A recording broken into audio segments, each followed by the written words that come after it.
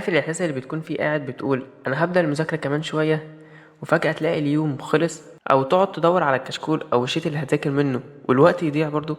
لو ده بيحصل معاك ما تقلقش، أنا هنا عشان أقولك إزاي تبدأ مذاكرتك بسرعة ومن غير ما تضيع وقت. الفيديو ده مخصوص لطلبة الثانوية العامة ومعادلة كلية هندسة، للناس اللي بتحلم تدخل كلية هندسة وعاوزة تركز من أول خطوة.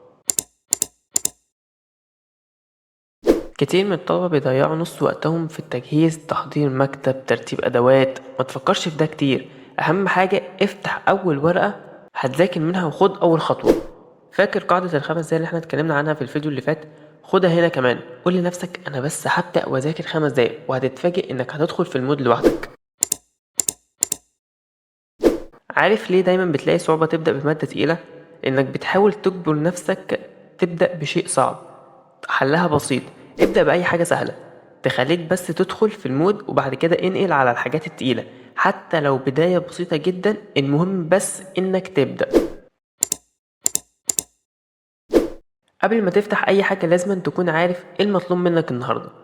اكتب على ورقة صغيرة 3 حاجات بس عاوز تخلصهم النهاردة، مش 10 أو 20 حاجة، لأ 3 بس، وابدأ فيهم بالترتيب.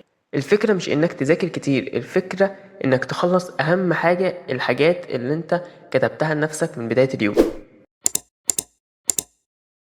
مش هتكدب عليا وتقولي انك بتذاكر والموبايل جنبك وبتعرف تركز، لا، الموبايل ده اكبر عدو ليك. لو عايز تذاكر اعمل حاجة بسيطة، حط الموبايل في وضع الطيران او بعيد عنك، الدنيا مش هتطير لو ركزت ساعة من غيره يعني. بص، الفكرة في المذاكرة مش انك تبقى بيرفكت من اول يوم، المهم تبدأ، خد خطوة صغيرة وخليك فاكر انك مش لوحدك. حلمك انك تدخل كلية هندسة او تجيب مجموع كبير ده ممكن، بس لازم تبدأ دلوقتي. الفيديو ده واحد من سلسلة فيديوهات عشان نخليك تنجح وتكسر اي خوف او كسل. ما تنساش تشترك وتعمل لايك عشان الفيديو اللي جاي هيكون عن اخطر الاخطاء اللي ممكن تضيع مجهودك. يلا مستنيكم في الفيديو الجاي، والسلام عليكم ورحمة الله وبركاته.